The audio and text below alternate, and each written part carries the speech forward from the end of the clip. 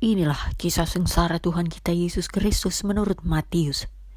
Kemudian pergilah seorang dari ke-12 murid itu yang bernama Yudas Iskariot kepada imam-imam kepala. Ia berkata, "Apa yang hendak kamu berikan kepadaku supaya aku menyerahkan dia kepada kamu?" Mereka membayar 30 uang perak kepadanya. Dan mulai saat itu, ia mencari kesempatan yang baik untuk menyerahkan Yesus.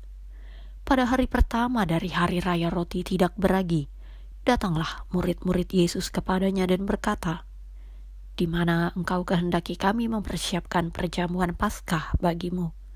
Jawab Yesus, "Pergilah ke kota kepada si anu dan katakan kepadanya, pesan guru, waktuku hampir tiba. Di dalam rumahmu lah aku mau merayakan Paskah bersama-sama dengan murid-muridku." Lalu murid-muridnya melakukan seperti yang ditugaskan Yesus kepada mereka dan mempersiapkan Paskah. Setelah hari malam, Yesus duduk makan bersama-sama dengan ke-12 murid itu. Dan ketika mereka sedang makan, ia berkata, "Aku berkata kepadamu, sesungguhnya seorang di antara kamu akan menyerahkan aku." Dan dengan hati yang sangat sedih, berkatalah mereka seorang demi seorang kepadanya, "Bukan aku ya Tuhan." Ia menjawab, "Dia yang bersama-sama dengan aku mencelupkan tangannya ke dalam pinggan ini, dialah yang akan menyerahkan aku. Anak manusia memang akan pergi sesuai dengan yang ada tertulis tentang dia. Akan tetapi, celakalah orang yang olehnya anak manusia itu diserahkan. Adalah lebih baik bagi orang itu sekiranya ia tidak dilahirkan." Yudas yang hendak menyerahkan dia itu menjawab, katanya, "Bukan aku ya Rabi." Kata Yesus kepadanya, "Engkau telah mengatakannya." Dan ketika mereka sedang makan, Yesus mengambil roti, mengucap berkat, memecah-mecahkannya lalu memberikannya kepada murid-muridnya dan berkata, "Ambillah, makanlah, inilah tubuhku." Sesudah itu, ia mengambil cawan, mengucap syukur, lalu memberikannya kepada mereka dan berkata, "Minumlah kamu semua dari cawan ini. Sebab inilah darahku, darah perjanjian, yang ditumpahkan bagi banyak orang untuk pengampunan dosa. Akan tetapi aku berkata kepadamu, mulai dari sekarang, aku tidak akan minum lagi hasil pokok anggur ini, sampai pada hari aku meminumnya, yaitu yang baru, bersama-sama dengan kamu dalam kerajaan Bapa-Ku." Sesudah menyanyikan nyanyian pujian, pergilah Yesus dan murid-muridnya ke Bukit Zaitun. Maka berkatalah Yesus kepada mereka, "Malam ini, kamu semua akan tergoncang imanmu karena aku. Sebab ada tertulis, aku akan membunuh gembala dan kawanan domba itu akan tercerai-berai. Akan tetapi sesudah aku bangkit, aku akan mendahului kamu ke Galilea." Petrus menjawab, "Biarpun mereka semua tergoncang imannya karena engkau, aku sekali-kali tidak." Yesus berkata kepadanya, "Aku berkata kepadamu, sesungguhnya malam ini, sebelum ayam berkokok, engkau telah menyangkal aku 3 kali." Kata Petrus kepadanya, "Sekalipun aku harus mati bersama-sama engkau, aku takkan menyangkal engkau." Semua murid yang lain pun berkata demikian juga. Maka sampailah Yesus bersama-sama murid-muridnya ke suatu tempat yang bernama Getsemani. Lalu ia berkata kepada murid-muridnya, "Duduklah di sini, sementara aku pergi ke sana untuk berdoa." Dan ia membawa Petrus dan kedua anak Zebedeus sertanya. Maka mulailah ia merasa sedih dan gentar. Lalu katanya kepada mereka, "Hatiku sangat sedih, seperti mau mati rasanya. Tinggallah di sini dan berjaga-jagalah dengan aku." Maka ia maju sedikit, lalu sujud dan berdoa katanya, "Ya Bapakku, jikalau sekiranya mungkin, biarlah cawan ini lalu daripadaku. Tetapi janganlah seperti yang ku kehendaki, melainkan seperti yang engkau kehendaki." Setelah itu, ia kembali kepada murid-muridnya itu, dan mendapati mereka sedang tidur. Dan ia berkata kepada Petrus, "Tidakkah kamu sanggup berjaga-jaga 1 jam dengan aku? Berjaga-jagalah dan berdoalah, supaya kamu jangan jatuh ke dalam pencobaan. Roh memang penurut, tetapi daging lemah." Lalu ia pergi untuk kedua kalinya dan berdoa katanya. Ya Bapakku, jikalau cawan ini tidak mungkin lalu, kecuali apabila aku meminumnya, jadilah kehendak-Mu. Dan ketika ia kembali pula, ia mendapati mereka sedang tidur, sebab mata mereka sudah berat. Ia membiarkan mereka di situ lalu pergi dan berdoa untuk ketiga kalinya, dan mengucapkan doa yang itu juga. Sesudah itu ia datang kepada murid-muridnya dan berkata kepada mereka, tidurlah sekarang dan istirahatlah. Lihat, saatnya sudah tiba, bahwa anak manusia diserahkan ke tangan orang-orang berdosa. Bangunlah, marilah kita pergi. Dia yang menyerahkan aku sudah dekat. Waktu Yesus masih berbicara, datanglah Yudas, salah seorang dari ke-12 murid itu, dan bersama-sama dia serombongan besar orang yang membawa pedang dan pentung, disuruh oleh imam-imam kepala dan tua-tua bangsa Yahudi. Orang yang menyerahkan dia telah memberitahukan tanda ini kepada mereka. Orang yang akan kucium, itulah dia, tangkaplah dia. Dan segera ia maju mendapatkan Yesus dan berkata, Salam Rabi, lalu mencium dia. Tetapi Yesus berkata kepadanya, Hai teman, untuk itukah engkau datang? Maka majulah mereka memegang Yesus dan menangkapnya. Tetapi seorang dari mereka yang menyertai Yesus mengulurkan tangannya, menghunus pedangnya dan meletakkannya kepada hamba imam besar, sehingga putus telinganya. Maka kata Yesus kepadanya, Masukkan pedang itu kembali ke dalam sarungnya. Sebab barang siapa menggunakan pedang, akan binasa oleh pedang. Atau kau sangka bahwa aku tidak dapat berseru kepada Bapakku, supaya ia segera mengirim lebih dari 12 pasukan malaikat membantu aku? Jika begitu, bagaimanakah akan digenapi yang tertulis dalam kitab suci yang mengatakan bahwa harus terjadi demikian? Pada saat itu Yesus berkata kepada orang banyak, Sangkamu aku ini penyamun, maka kamu datang lengkap dengan pedang dan pentung untuk menangkap aku? Padahal tiap-tiap hari aku duduk mengajar di bait Allah, dan kamu tidak menangkap aku. Akan tetapi semua ini terjadi supaya genap yang ada tertulis dalam kitab nabi-nabi. Lalu semua murid itu meninggalkan dia dan melarikan diri. Sesudah mereka menangkap Yesus, mereka membawanya menghadap Kayafas, imam besar. Di situ telah berkumpul ahli-ahli Taurat dan tua-tua. Dan Petrus mengikuti dia dari jauh sampai ke halaman imam besar. Dan setelah masuk ke dalam, ia duduk di antara pengawal-pengawal untuk melihat kesudahan perkara itu.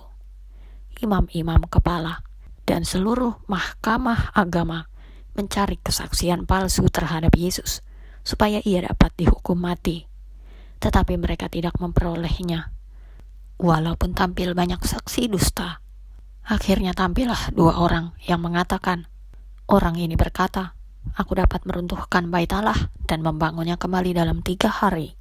Imam besar itu berdiri dan berkata kepadanya, tidakkah engkau memberi jawaban atas tuduhan-tuduhan saksi-saksi ini terhadap engkau? Namun, Yesus tetap diam. Lalu kata imam besar kepadanya, demi Allah yang hidup, katakanlah kepada kami, apakah engkau Mesias, anak Allah?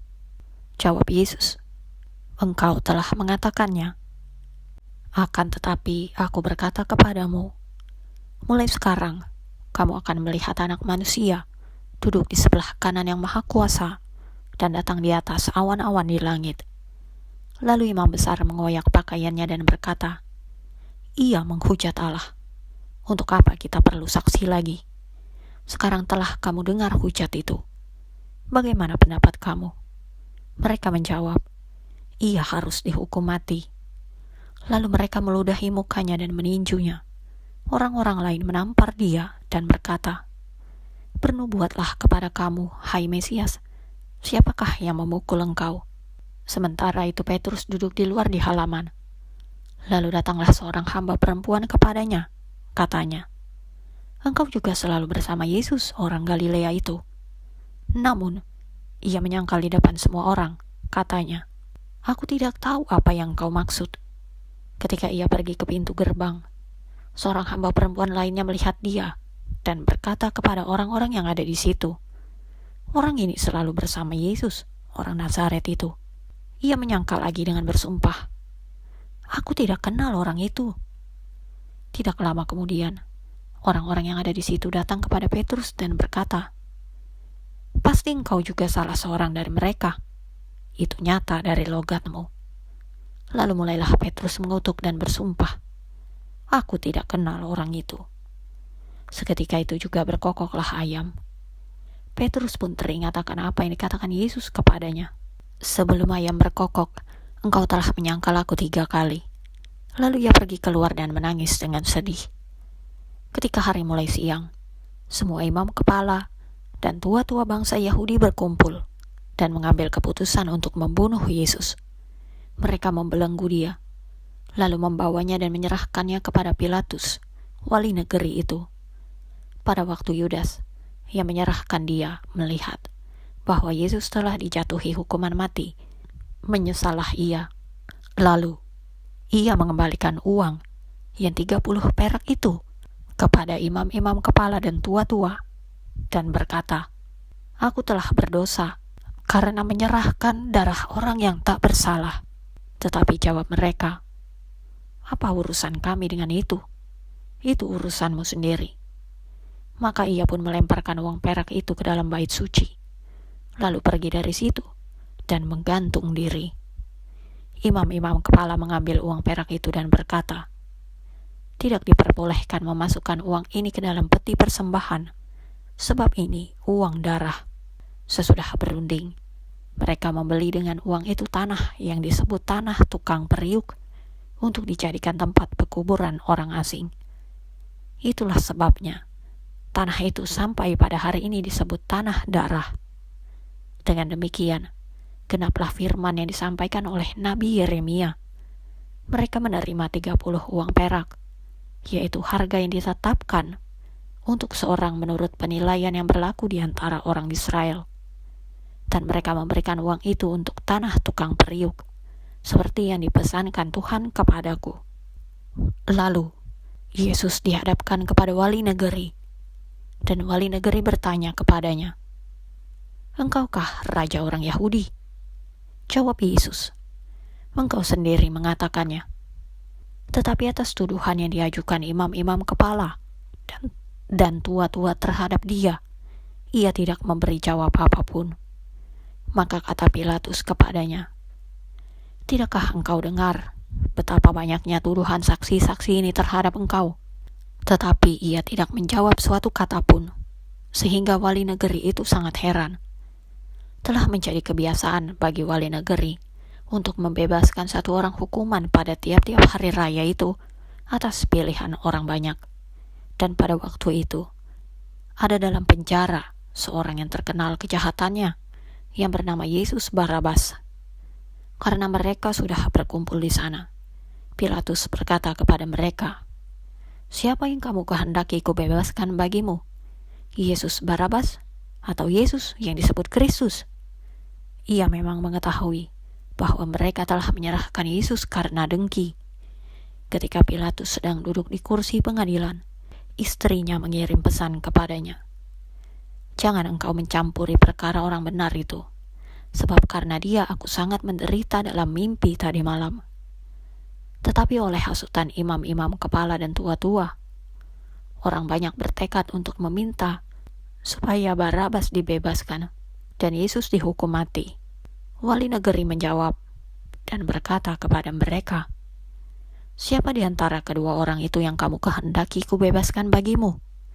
Kata mereka, "Barabas."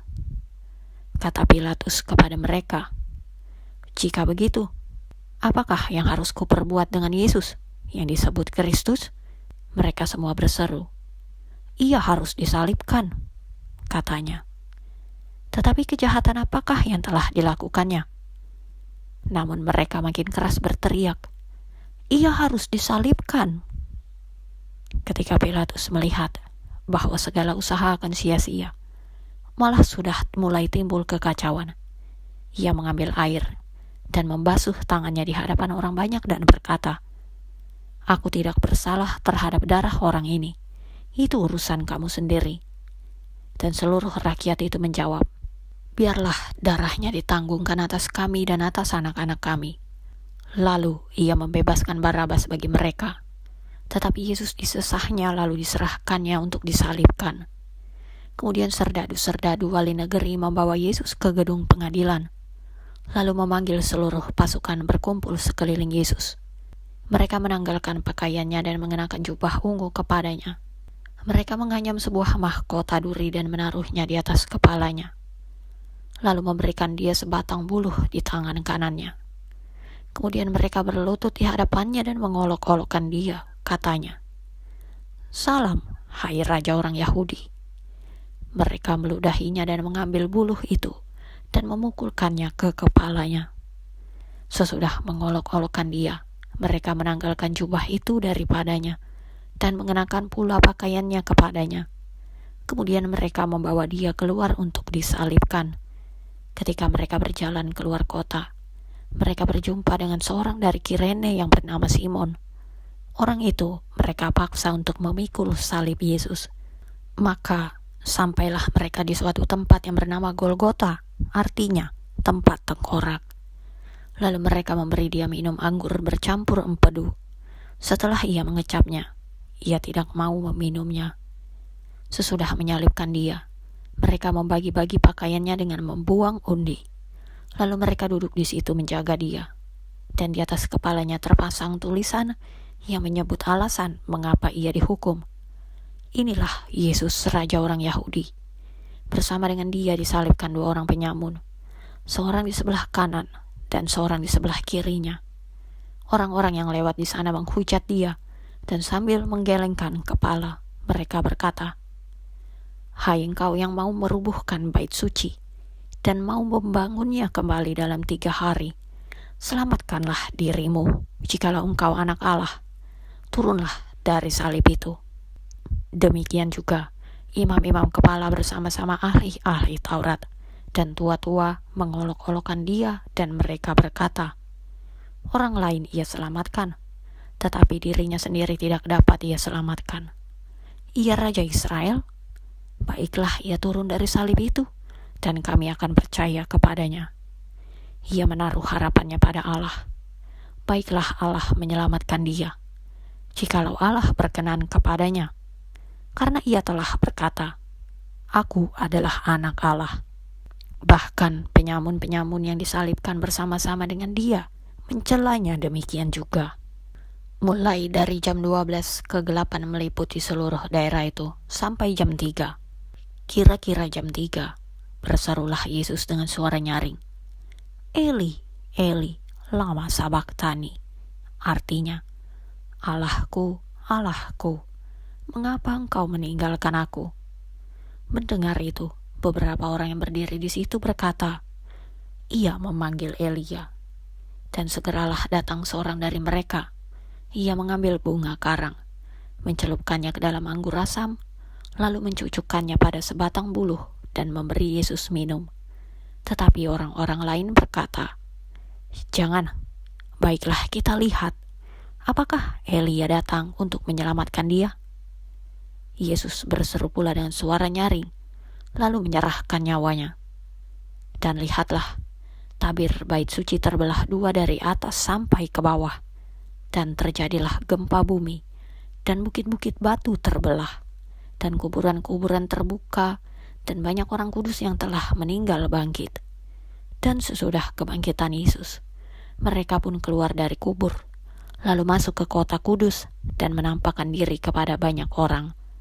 Kepala pasukan dan prajurit-prajuritnya yang menjaga Yesus menjadi sangat takut ketika mereka melihat gempa bumi dan apa yang telah terjadi, lalu berkata, "Sungguh, ia ini adalah anak Allah." Dan ada di situ banyak perempuan yang melihat dari jauh, yaitu perempuan-perempuan yang mengikuti Yesus dari Galilea untuk melayani dia. Di antara mereka terdapat Maria Magdalena, dan Maria ibu Yakobus dan Yusuf, dan ibu anak-anak Zebedeus. Menjelang malam, datanglah seorang kaya, orang Arimatea, yang bernama Yusuf, dan yang telah menjadi murid Yesus juga. Ia pergi menghadap Pilatus dan meminta mayat Yesus. Pilatus memerintahkan untuk menyerahkannya kepadanya, dan Yusuf pun mengambil mayat itu. mengapaninya dengan kain lenan yang putih bersih, lalu membaringkannya di dalam kuburnya yang baru, yang digalinya di dalam bukit batu. Dan sesudah menggulingkan sebuah batu besar ke pintu kubur itu, pergilah ia. Maria Magdalena dan Maria yang lain tinggal di situ, duduk di depan kubur itu.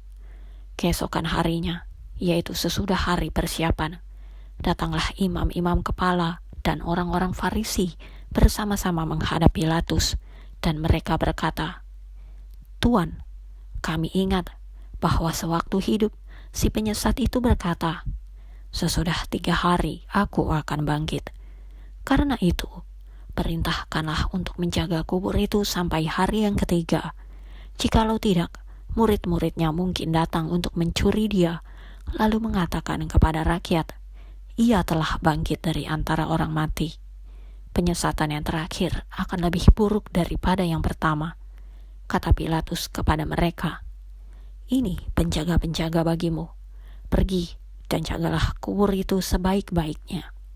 Pergilah mereka, dan dengan bantuan penjaga-penjaga itu, mereka memeterai kubur itu dan menjaganya. Demikianlah Injil Tuhan.